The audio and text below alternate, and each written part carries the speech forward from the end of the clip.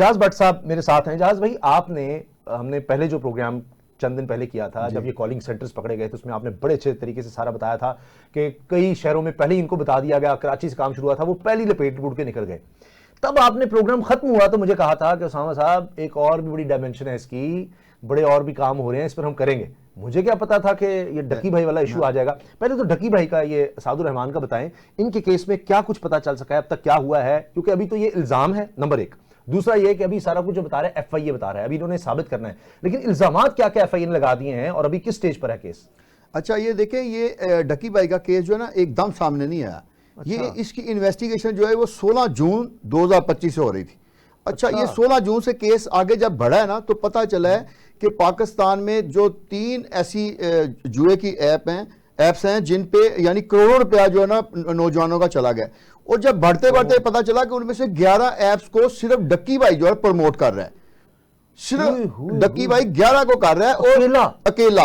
और 46 ऐसी ऐप्स हैं कि जो करोड़ों नहीं, अब तक कहते हैं कि अरबों डॉलर में, समझेगा अरबों रुपए में पाकिस्तानी नौजवानों के पैसे लूट चुकी हैं। और इससे भी पहले दरमियान में एक ये बात हुई कि कौमी असम्बली में ये सवाल उठा कि ये जो ऐप्स हैं इनको आप रोक क्यों नहीं रहे? कराची में पता चल रहा है, लाहौर में पता चल रहा है, चारों सूबों में नौजवान लुट रहे हैं। और लुटने वाले कौन हैं? देखिए, जो नौजवान कंप्यूटर का भी इल्म जानते हैं, ICS BCS हैं, ऐसे नौजवानों को भी लूटा जा रहा है। और लुटते कैसे हैं कि जैसे वो देखते हैं कि डक्की भाई जैसा बंदा कह रहा है जी मैं भी अरबपति ऐसे ही बनाऊं, मैंने भी ये ऐप्स इस्तेमाल किए।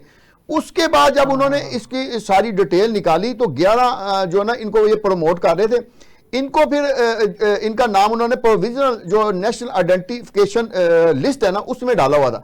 ये इनको जब इनके इन्फॉर्मर ने कहा कि अब आपके खिलाफ घेरा तंग हो रहा है, क्योंकि FIA में भी इनके लोग बैठे हुए हैं, तो उन्होंने कहा आपके खिलाफ घेरा तंग हो रहा है, आप मुल्क से निकल जाएं।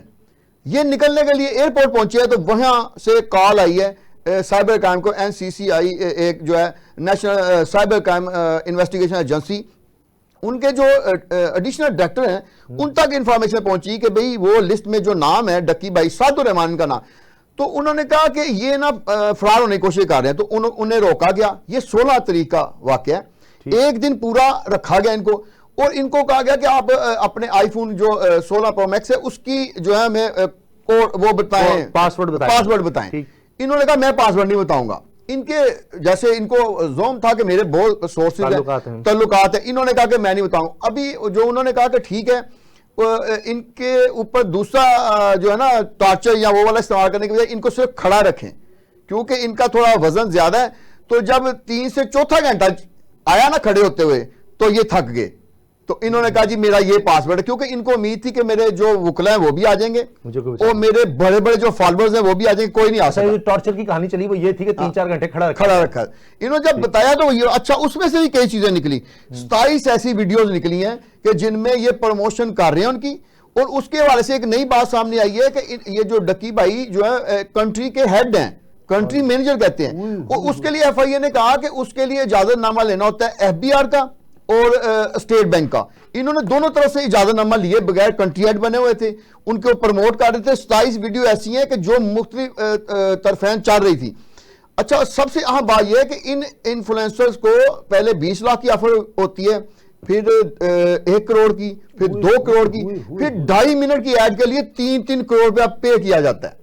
और डक्की भाई उसके 2.5-3 मिनट में आपने कहना है जी ये ऐप है, इसको इस्तेमाल करें, ये देखिए आप बड़ा पैसा कमा सकते हैं, ये करें, और करोड़ों रुपया मिल जाता है। 3-3 करोड़ रुपया दे रहे हैं एक इन्फ्लुएंसर को। डक्की भाई इसके कंट्री मैनेजर हैं जो उनसे अपने वर्कर से कहते हैं कि इनसे राब्ता करें, इनका इन्फ्लुएंस ज्यादा है वहां पे, इनको 2.5 करोड़ की ऑफर करें, इनको 3 करोड़ की ऑफर करें।